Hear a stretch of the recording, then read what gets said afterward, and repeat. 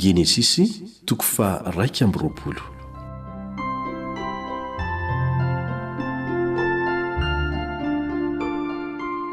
Ny nahaterahan'i Isaka sy ny nandroahana ny Agara mianaka.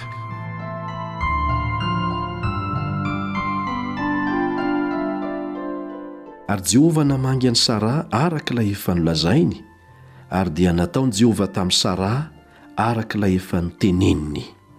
Dia nanananaka Sara ka niteraka zazalahy tamin'ny Abrahama rehefa antitra izy tamin'ny fotoana izay efa nolazain'Andriamanitra taminy. Ary ny anaran'ny zanany izay teraka, ilay nateraka Sara taminy, dia nataon'i Abrahama hoe Isaka. Dia niforahan'i Abrahama Isaka zanany rehefa teraka havalona izy arak'izay efa nandidin'Andriamanitra azy. Ary efa 100 taona Abrahama raha niteraka an'i Isaka zanany izy. Ary hoy Sara, efa nampiomehezin'Andriamanitra aho, izay rehetra mandre dia hiara iome amiko.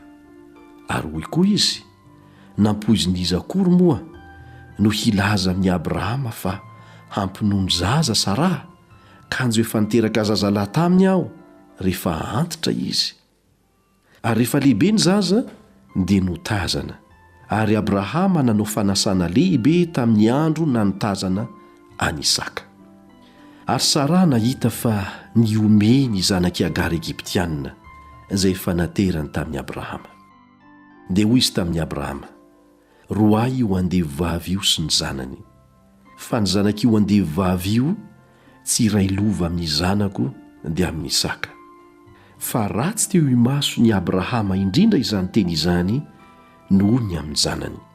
Ary hoy Andriamanitra tamin'ny Abrahama, aoka tsy ho ratsy eo imasonao ny amin'ny zaza sy ny andevovavinao, fa izay rehetra lazain'ny Sara aminao dia ekeo ny teniny, fa avy amin'ny Isaka no hantsoina izay taranaka ho anao. Nefa ny zanaky ny andevovavy kosa dia ataoko firenena satria teraka ho ihany izy.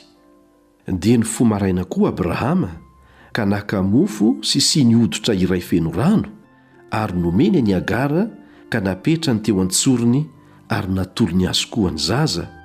Dia nampandehaniny izy mianaka ary lasa nandeha izy ka nirenireny tany anefitry Berseba. Rehefa lany ny rano tao amin'ny siny hoditra, dia nariny teo ampototry ny hazo kely anankiray ny zaza. Dia lasa izy ka nipetraka tery lavitra tandrifiny, tokony ho trahatsipika. Fa hoy izy, aza mba ho hitako aniza hahafatesan'ny zaza. Ary nipetraka tandrifiny izy dia nanandratra ny feony nitomany. Ary ren'Andriamanitra ny feon'ny zaza, dia niantso ny Agara ilay anjelin'Andriamanitra tany an-danitra ka nanao taminy hoe, inona izato manjoanao ry Agara? Aza matahotra, fefa ren'Andriamanitra ny feon'ny zaza eo amin'ny toerany. Mitsangana areno ny zaza ka tantana, fa ataoko firenena lehibe izy. Dia nampahiratin'Andriamanitra ny mason'ny Agara ka nahita lavaka fatsakana izy, ary lasa izy dia nameno rano ny siny hoditra ka nampisotro rano ny zaza. Ary nomban'Andriamanitra ny zaza dia nitombo izy, ary nonona tany anefitra izy ka noho ny efa lehibe dia tonga mpandefa tspika.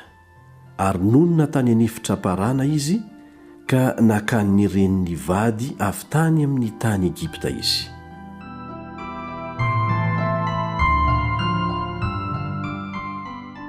Ny fanekena nataon'i Abrahama sy Abimeleka.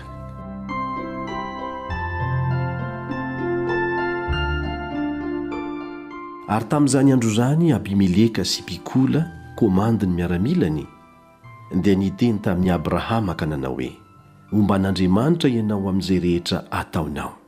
Koa ankehitriny ihany-ano amin'Andriamanitra aho, fa tsy hamitaka na ny zanako na ny taranako ianao, fa araka ny soa izay efa nataoko taminao no mba ataovy amiko sy amin'ny tany izay ivahininao.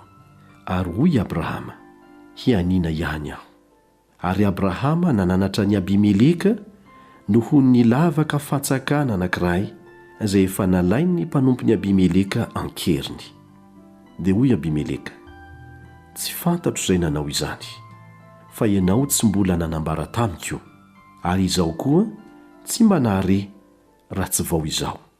Ary Abrahama naka ondry amanosy sy omby ka nomeny any Abimeleka, dia nanao fanekena izy roa lahy. Ary hoy Abimeleka tamin'ny Abrahama: atao inona ireo ondry vavy kely 7 natokanao ireo? Ary hoy izy: mba ho raisinao avy amin'ny tanako ireo ondry vavy kely 7 ireo, ho vavolombelona amiko, fa izaho niady io lavaka fantsakana io. Zany nanaovana io tany io hoe Berseba, satria teo no nianianan'izy roa lahy. Dia nanao fanekena tany Berseba izy, ary dia niaingy Abimeleka sy mpikola komandiny miaramilany ka niverina ho any amin'ny tany ny Filistina. Dia namboly azo tamariska tany Berseba Abrahama, ka tao no niantsony ny anaran'i Jehovah, dia Andriamanitra mandrakizay. Ary Abrahama nivahiny ela ihany tany amin'ny tany ny Filistina.